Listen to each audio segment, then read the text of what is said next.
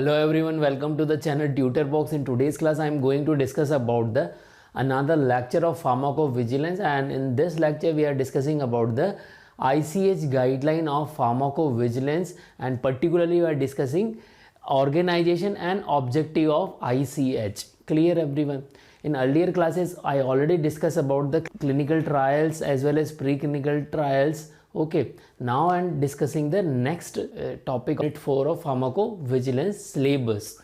Clear? So before moving forward, I'm just requesting you all that those who have not subscribed the channel, please subscribe the channel as well as hit the bell icon. And you all know that at the end of lecture we have a 5 MCQ regarding the topic which I discussed. So check the MCQ and give the answer in the comment box, and also check the description box to get the notes of this lecture. Clear? Now just understand what is ICH. First question raised in our mind that what is the full form of ICH. Okay, so the full form of ICH is International Council for Harmonization. International Council for Harmonization. Okay, and then the further when it was established, so it was established in 1990. Okay, and currently ICH has 16 members and 32 observers. Okay, clear everyone? यहाँ पर आप लोगों से question पूछा जा सकता है, how many members currently in ICH? So after 2015 there are 16 members and 32 observer, and when it was started in 1990. Clear? So these are the MCQ which may be asked by the examiner. Now the question raised in our mind, what are the various objective of ICH? Okay, what are the various objective of ICH? So the first one is harmonization of legislative and technical requirement. Generally we all know that each and every country has a different rules and regulation. Japan has a different rule, US has a different rule, and European country has a different rule. So whenever there is a need of a common guidelines for all over the world, that time there is a requirement of a harmonization or a one common guidelines for all of these countries. So to reach that objective, there is a need of harmonization of legislative and technical requirements. So this is the first objective which may be achieved by the ICH guideline. Then the second one is mutual acceptance of data between Europe, Japan and US. So these are the three important, we can say, countries, European Union as well as Japan and United States, which give the mutual acceptance of data between them. Okay, if they sharing their data and accepting data of each other, then it will help in the development of drugs. Okay, then we have another objective, that to reduce the cost of research work duplication. Sometimes what happens, there is a duplication of research work. So if there is a duplication of research work, then it will increase the cost. Same work has been carried out in the Japan, and if the same work is carried out in the Europe and US, then it will increase the cost. So if all of these country making a single guideline and one country doing a particular research work and rest other country follow that work, then it reduce the cost. So it will help a lot in decrease the cost. Then it also help in reduce the time frame for global marketing of newer drug after approval. Okay, so once a drug is approved as per the guideline of ICH, then there is a no separate need to approve a drug in different countries. If we have a approval through ICH and we work through ICH guideline, then it will decrease the time frame to marketing the new drug in the global scenario, as well as to maintain and formulate guideline on quality, safety and efficacy based regulation for consumer and patient benefit. So if all these three countries maintain and formulate a guideline for quality as well as safety and efficacy, because these three are the important point for any kind of a drug discovery. Okay, quality, safety and efficacy.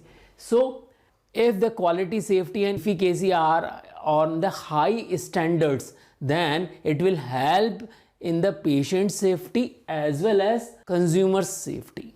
Okay, so these are the objective of ICH guideline for pharmacovigilance. Now the question raised in our mind that where is the location of ICH? So the ICH secretariat is situated in the Geneva. Okay, and generally biennial meeting means 2 times in a year meetings and conferences of ICH steering committee shuffle between the Europe, Japan and United States. So they are doing a meeting 2 times in a year and they are shuffling the location of their meeting between these European Union, Japan and United States. Okay, so this is the 2 important point. Examiner may be asked question, where is the secretariat of ICH situated? Okay, so remember this point as well.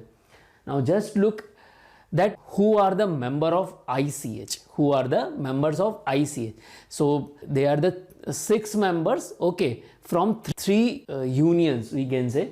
The first one is Japan, second one is Europe and third one is United States. So in Europe there are so many countries, but it is a particularly we can say European Union. So Japan, European Union and United States. Okay, so in Japan there are 2 members. Okay, Ministry of Health and Labor Welfare. Ministry of Health and Labor Welfare is the first member and the second one is Japan Pharmaceutical Manufacturer Association. Okay, JPMA, that is the association. So these are the 2 member, particular 6 parties of EU, Japan, total they are 6 parties, and from Europe, European Union is the first member and the second one is European Federation of Pharmaceutical Industry and Association. Clear? Then if you are talking about the US, then FDA, Food and Drug Administration of US is the member. Then another one is Pharmaceutical Research and Manufacturer of America. So pharma is the another member of this. So these are the total 6 members from 3 country organization we can say. And additional, there are some additional members. So additional members are observer from WHO, this is the number 1. Second one is European Free Trade Association, this is the second one, and third one is the Canada.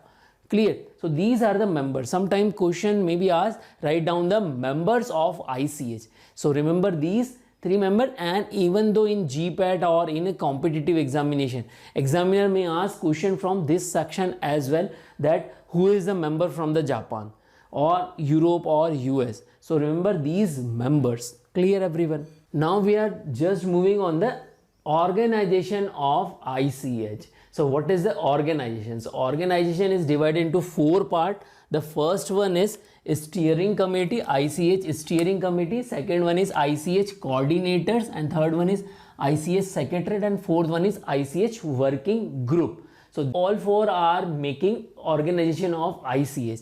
So one by one we will discussing their function. First, ICH steering committee. So what is the function of ICH steering committee? So the function of ICH steering committee is, first one is determine policy. Is what it will do? It will determine the policies, how to frame the policies and what are the advantage and disadvantage of the policy if you are making these policies. Then processes of ICH, that is the second function of steering committee. Then third one is topics for harmonization. It will decide the topic for harmonization, on which topic we should go for harmonization. Harmonization means basically हम ये कह सकते हैं कि यहाँ पर क्या क्या समानता होनी चाहिए. तो topic for harmonization, and it also monitor the progress of harmonization. If they frame the policies for the harmonization, then they also monitor the progress of harmonization, whether the harmonization guidelines are effective or not effective, or they are in the process of adaptation or not.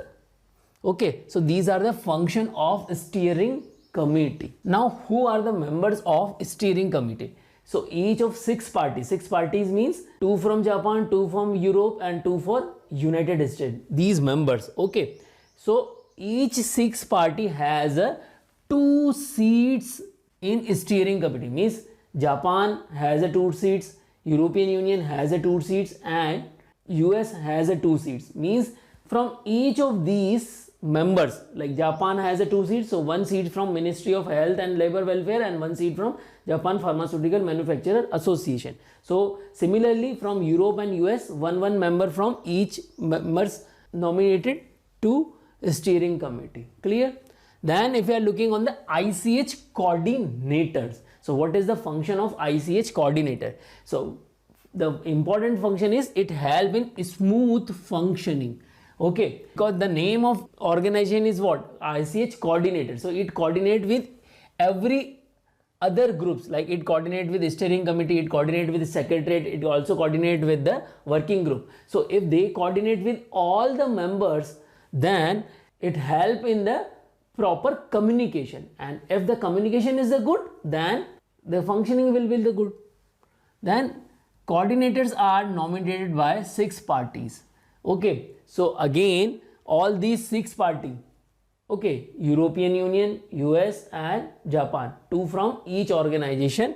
So total 6 parties are nominating the coordinator in ICH, and it acts as a main contact point in ICH because they are the coordinators, so everyone is contacting them to get the information. So this is about the ICH coordinators. Now moving on the ICH secretariat. Okay, so what is the function of ICH secretariat? So they prepare documentation for steering committee. So secretariat is what they are doing.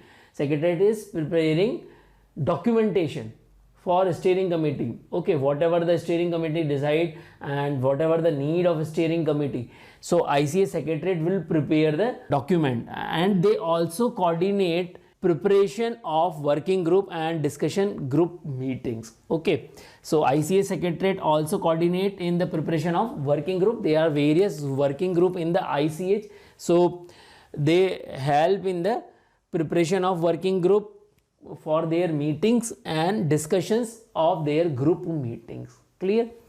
So ICH guideline and general ICH process we can obtain from ICH secretariat.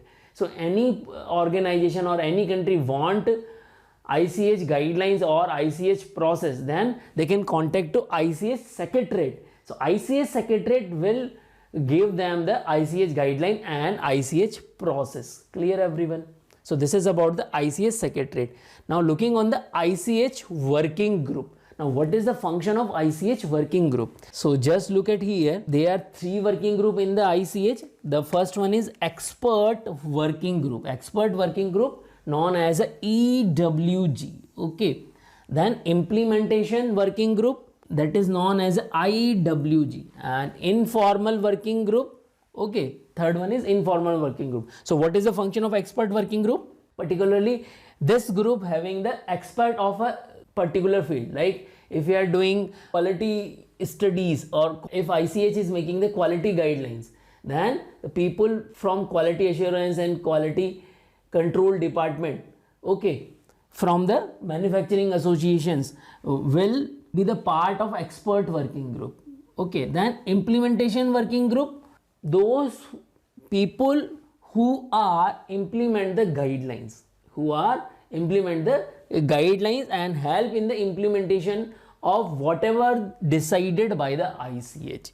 Then informal working group. Okay, so these are the various working group of ICH. So I hope you people are able to understand organization and objective. This is the part 1. In the part 2 of similar organization and objective, I will discuss about the ICH process, ICH operations and various series like E series of ICH, because in pharmacovigilance E series is important for us. So we will discuss in the part 2 of organization and objectives. Part 2 we will discuss these 3 points. Okay, so here I discuss some MCQ. Solve these MCQ and give the answer of these MCQ in the comment box. And if you think this lecture is useful, then share this lecture to each and everyone. Jai Bharat.